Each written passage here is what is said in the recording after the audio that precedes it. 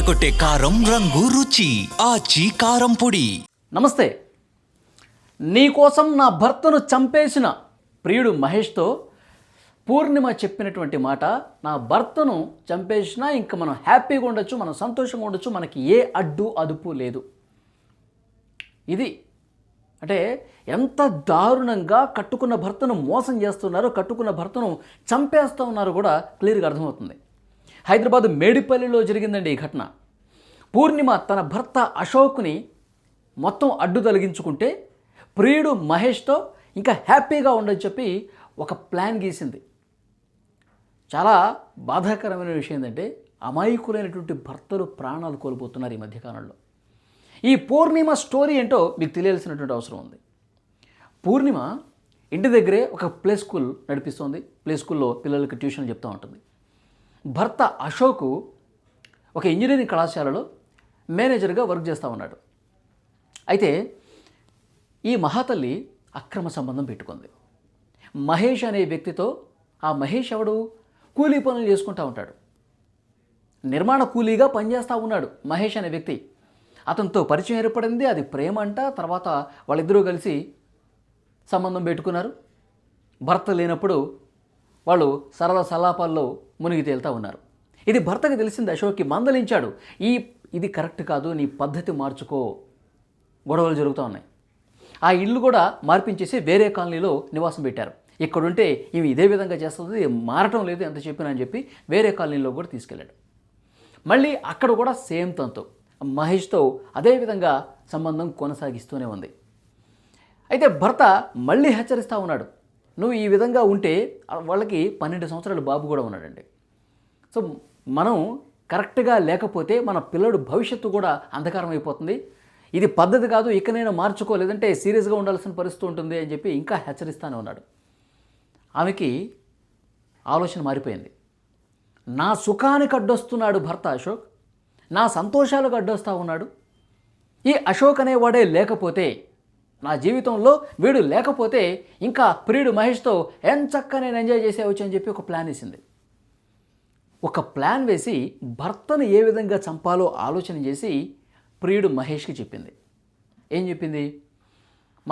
నేను చంపేద్దాం అనుకుంటున్నా, నేను నీకోసమే నా భర్తను నేను చంపేస్తా ఉన్నా, ఏం చేయాలో చెప్పు, దా మాట్లాడుకుందాం అని పిలిచింది. వాళ్ళిద్దరూ మాట్లాడుకున్నారు. సరే ఏదో రకంగా చంపేద్దామని చెప్పి డిసైడ్ అయిపోయారు. ఇంటికి వస్తాడు సాయంత్రం, కాలేజీ నుంచి ఇంటికి వచ్చేస్తాడు సాయంత్రం 6ంటికి. 6 తర్వాత నువ్వు ఇంకా ఎవరినన్నా మీ ఫ్రెండ్ని తెచ్చుకో, ముగ్గురం కలిసి ఇంట్లో ఎవరు ఉండరు, భర్త ఒక్కడే ఉంటాడు, మనం వేసేద్దాం. ఇది భార్య ప్లాన్. చూసారా?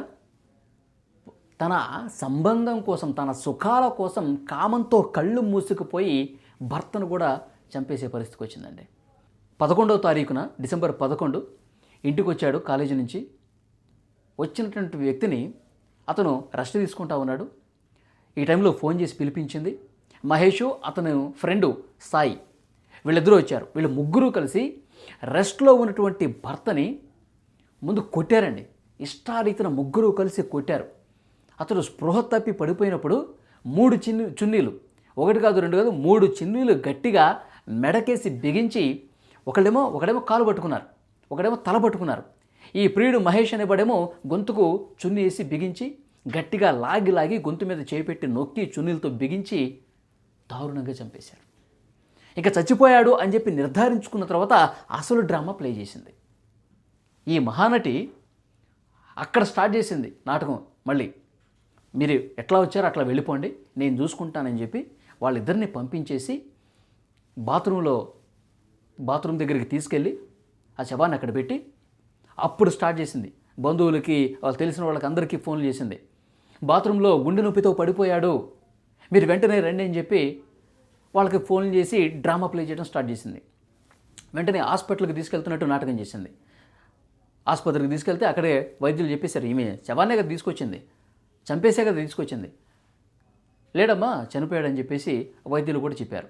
ఇంకా ఏడుస్తూ ఉంది, అయ్యో నా భర్త చనిపోయాడు కదా అయ్యో అని చెప్పి తల కొట్టుకుంటుంది, బాదుకుంటుంది, ఇంకా నాకెవరు దిక్కు అని చెప్పి ఈ నాటకాలన్నీ ఆడుతోంది చంపేసి. తర్వాత అతని ఒంటి మీద గాయాలున్నాయి. పోలీసులు అనుమానాస్పద కేసుగానే నమోదు చేశారు. ఒంటి మీద గాయాలున్నాయి, ఈమె ప్రవర్తనలో ఏదో తేడా ఉందని చెప్పి పోలీసులకు అనుమానం వచ్చిందండి.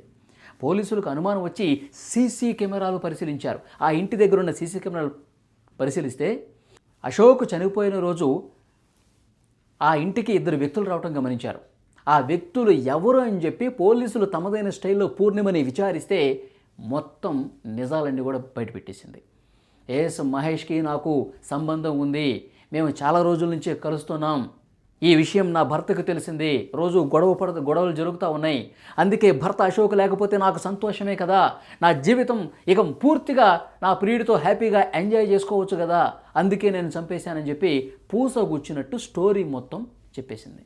అంటే కామంతో అసలు ఒళ్ళు కళ్ళు ఏమీ కనిపించకుండా ఇంత దుర్మార్గంగా మనుషుల్ని మోసం చేయడమే కాదు, వాళ్ళని చంపటానికి కూడా వెనకాడటం లేదంటే వాళ్ళకి ఎంత ధైర్యం అండి, ఎంత బరి తెగిస్తున్నారు చూడండి. పాపం 12 సంవత్సరాల బాబు కూడా ఉన్నాడు, తండ్రి ఏమో చనిపోయాడు, తల్లి ఇప్పుడు జైల్లో లెక్క పెడుతుంది, క్రిమినల్.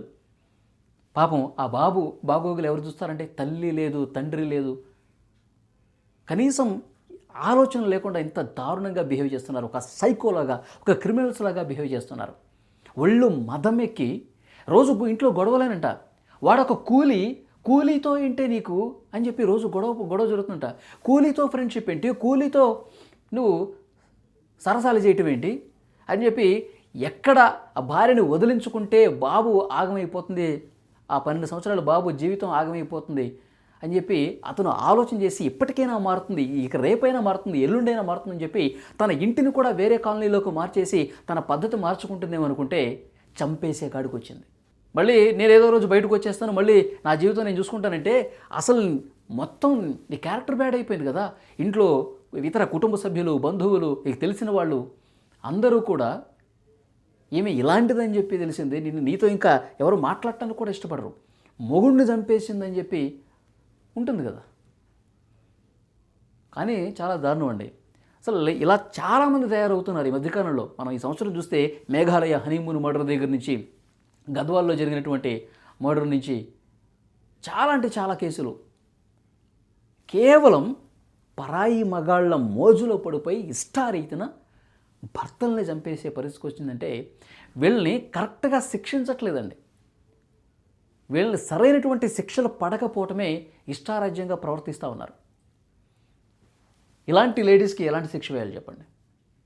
వీళ్ళకి ఏం చేస్తే కరెక్ట్?